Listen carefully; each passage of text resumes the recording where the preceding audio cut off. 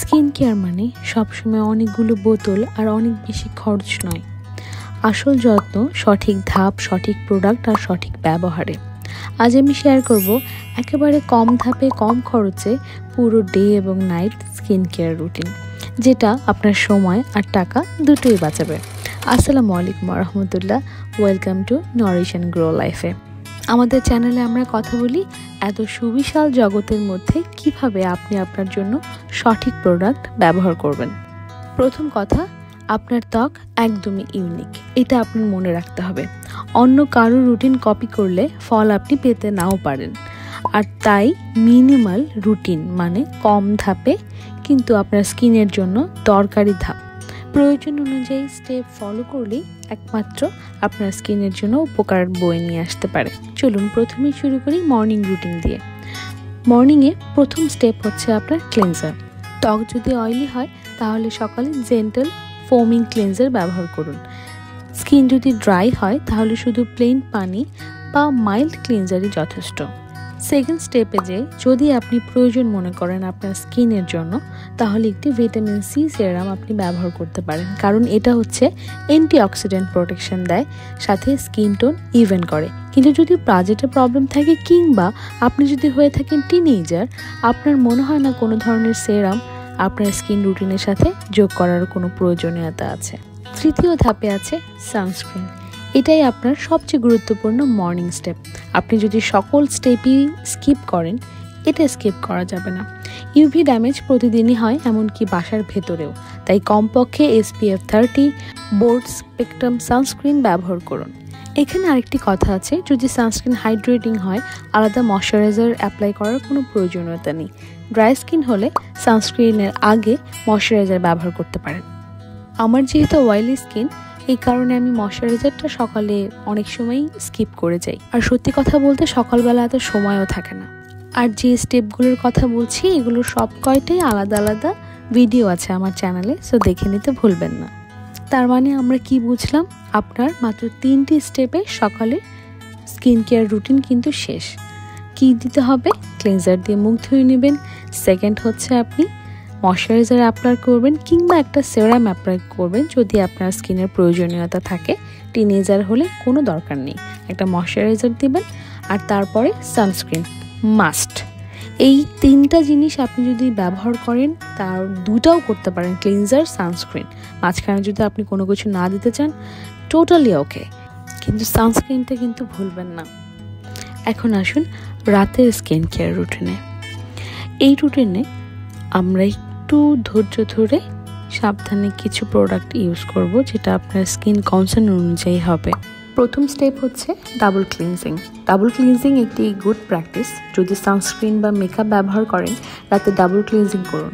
প্রথমে অয়েল বা মাইসেলার একটা ক্লিনজার নিয়ে নেন, তারপর জেন্টাল একটি ফেস ওয়াশ। যদি আপনার হয় ড্রাই স্কিন, তাহলে প্রত্যেক দিন ডাবল ক্লিনজিংয়ের প্রয়োজন নেই। সপ্তাহে 2 থেকে 3 বার আপনি ডাবল ক্লিনজিং করবেন। আমার যেহেতু অয়েলি স্কিন, আমি মোটামুটি প্রত্যেক দিনই ডাবল ক্লিনজিংটা করি, যেহেতু আমি বাইরে যাই এবং আমার সানস্ক্রিন অ্যাপ্লাই করা থাকে। অনেক ধুলাবালির সাথে আমি কানেক্টেড হই, যার কারণে আমি মাইসেলার ওয়াটার দিয়ে আমি আমার মুখটাকে ক্লিন করে নিই। Second step treatment. এটা হচ্ছে আপনার স্কিন কনসার্ন অনুযায়ী। যেমন আপনি যদি হন টিনেজার এবং আপনার স্কিনে তেমন প্রবলেম এখন চলে আসার কথা না, এজিং প্রসেস স্টার্ট হওয়ার কথা না, অনেকের তো মানে কোনো ধরনের অ্যাকনে বা এই টাইপের কিছু আসে না, তো সেক্ষেত্রে আপনার আসলে কোনো জেন্টাল একদম বেসিক স্কিন কেয়ার মেনটেন করা উচিত টিনেজারদের জন্য। আর যাদের আফটার 25 বা 30, তখন তাদের স্কিন কনসার্ন অনুযায়ী তাদের কিছু প্রোডাক্ট অ্যাড করলে আপনার এজিং প্রসেস সেগুলো অনেকটাই কমে আসে। যেমন স্কিন কনসার্ন অনুযায়ী অ্যান্টি এজিং হলে রেটিনল বা ট্রেটিনোইন, ব্রোন হলে নায়াসিনামাইড বা অ্যাজলিক অ্যাসিড, পিগমেন্টেশন হলে অ্যাজলিক অ্যাসিড বা ভিটামিন সি। তবে খেয়াল রাখুন, একই রাতে কিন্তু অ্যাক্টিভ সবগুলো একসাথে ব্যবহার করা যাবে না, সেটার জন্য আলাদা আলাদা আপনাকে রুটিন সেট করতে হবে। এই বিষয়ে ডিটেল আপনি পেয়ে যাবেন আমার নাইট কেয়ার রুটিনের যে ভিডিওটা আছে, PM রুটিন, সেটা দেখলে আপনি মোটামুটি রুটিনগুলো কিভাবে সেট করবেন সেটা বুঝে যাবেন। আমার যেহেতু অয়েলি এবং অ্যাকনে প্রোন স্কিন, এই কারণে আমার নায়াসিনামাইড এবং অ্যাজলিক অ্যাসিডটা খুবই পছন্দের। রাতে ব্যবহারের জন্য। আর অবশ্যই ট্রেটিনোয়েন বা রেটিনল খুবই পছন্দের। সপ্তাহে 2 দিন বা 4 দিন ট্রেটিনোয়েন আর বাকি 2 দিন হচ্ছে না অ্যাজালিক অ্যাসিড বা নায়াসিনামাইড একসাথে। অ্যাজালিক অ্যাসিড এবং নায়াসিনামাইড একসাথে খুবই ভালো কাজ করে। এই নিয়েও আমার ভিডিও আছে, চাইলে দেখে নিতে পারেন। আর ভিটামিন সিটা আসলে সকালবেলা বেশি প্রেফার করি, কারণ আপনারা সবাই জানেন ভিটামিন সির সাথে সানস্ক্রিনটা খুবই ভালো কাজ করে, তার কার্যকারিতা বহুগুণ বেড়ে যায়। So vitamin C in morning. এখন আসুন অ্যাক্টিভসের পরে ময়শ্চারাইজার, যেটা খুবই গুরুত্বপূর্ণ রাতের জন্য, কারণ রাতে আপনার স্কিনটা রিপেয়ার হয়। এই সময় শুধু স্কিন না, ফুল বডি নিজেকে রিপেয়ার করে, কারণ তখন আপনি বা আমি রেস্টিং পজিশনে থাকি। তো সেক্ষেত্রে ঘুমের সময় আমাদের শরীরের সবচেয়ে বেশি রিকভার সিস্টেম অ্যাক্টিভ হয়ে যায়। তো সেক্ষেত্রে আপনি অবশ্যই একটি সিম্পল ফ্রেগরেন্স ফ্রি ময়শ্চারাইজারটা বেছে নিন, যাতে কোনো ধরনের অ্যাক্টিভের সাথেও রিয়াকশান না করে, এবং এর থেকে বেশি ধাপের আসলে কোনো প্রয়োজন নেই। এই টোনার বা আদার্স যা কিছু আছে, আমার কাছে মনে হয় এটা শুধুমাত্র আপনার টাকা নষ্ট করা ছাড়া আর কিছুই না। আর হ্যাঁ, সপ্তাহে 1 থেকে 2 বার জেন্টাল এক্সফোলিয়েশন করতে পারেন ডেড স্কিন সেল দূর করার জন্য, তবে বেশি করলে কিন্তু ইরিটেশন হতে পারে। এক্সফোলিয়েশন নিয়ে বিস্তারিত ভিডিও আছে আমার চ্যানেলে, দেখে নিলে আরও ক্লিয়ার হয়ে যাবে বিষয়টা। আর শেষে থাকলেও ড্রাই লিপসের জন্য পেট্রোলিয়াম জেলি ইউজ করুন, খুবই অ্যাফোর্ডেবল। আর আইয়ের সাথে কোনো ধরনের এক্সপেন্সিভ আই ক্রিম অনেক সময় প্রয়োজন হয় না, হালকা ময়শ্চারাইজারই আসলে যথেষ্ট। কিন্তু যদি আপনার আই এরিয়া অত্যন্ত ড্রাই হয়, সেক্ষেত্রে আপনি হয়তোবা একটি আই ক্রিম ব্যবহার করতে পারেন। তার মানে রাতে কি ব্যাপারটা দাঁড়ালো, আপনি একটা জেন্টাল ক্লিনজার দিয়ে মুখটা ধুয়ে নেবেন, তারপরে যে কোনো ধরনের স্কিন কনসার্ন অনুযায়ী একটা অ্যাক্টিভ ব্যবহার করবেন, এবং তারপরে একটা ময়শ্চারাইজার। দ্যাটস ইট, আপনি একদম কমপ্লিট, জাস্ট ঘুমিয়ে যাবেন। এরপর ঘুম খুবই ইম্পর্ট্যান্ট। আপনি যত যাই করেন না কেন, আপনি যদি প্রপার না ঘুমান, আপনার স্কিনকে একটি সঠিক সময়ে জন্য তাকে রিপেয়ার হতে না দেন, তাহলে কোনো কিছুই আসলে কাজে আসবে না।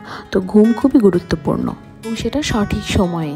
মিনিমাল স্কিন কেয়ার রুটিন মানে আসলে কম প্রোডাক্ট নয়, বরং সঠিক সায়েন্সকে ফলো করা। অনেকগুলো ধাপ মানে যে সুন্দর ত্বক, এটা কিন্তু ভুল ধারণা। তবে আপনার মনে রাখতে হবে, আপনি কিন্তু কখনোই অ্যাকনে, যাদের অ্যাকনে প্রোন স্কিন, আপনি অ্যাকনে বন্ধ করতে পারবেন না। ওপেন পোর্স থাকলে ওপেন পোর্স একদম ইনভিজিবল করে ফেলতে পারবেন না। এটার জন্য আপনাকে সময় দিতে হবে, এবং রিয়েল কোনো ধরনের এক্সপেকটেশন নিয়ে আপনি আপনার স্কিনের যত্ন নেবেন না। এটা আপনাদের সবার কাছে আমার আন্তরিকভাবে বিনীত অনুরোধ থাকবে, কারণ আপনার স্কিন খুব ফেয়ার হওয়ার জন্য আপনি যত্ন করছেন, কিংবা আপনার স্কিনে আপনি সব কিছু একদম তকতকে হয়ে যাবে, গ্লাস স্কিন হয়ে যাবে, সময় লাগবে। এগুলো সবই সময় লাগে, এবং বয়সের সাথে সাথে সেটাকে নিয়ে আরও বেশি চ্যালেঞ্জিং হয়ে যায়। সবচেয়ে জরুরি হলো সব সময় নিজের স্কিনকে ভালোবাসুন, নিজের স্কিন কালারকে সম্মান করুন। অবিশ্বাস্য এক্সপেকটেশন নিয়ে স্কিন কেয়ার শুরু করলে হতাশ হবেন, কারণ আপনার স্কিন কেমন দেখাবে সেটা শুধু প্রোডাক্টের উপরে নয়, বরং জেনেটিক্স, লাইফস্টাইল এবং ওভারঅল হেলথের উপরে অনেকাংশে নির্ভর করে। তাই স্মার্ট এবং সিম্পল যত্ন নিন, এবং নিজের ত্বককে অনেক বেশি ভালোবাসুন।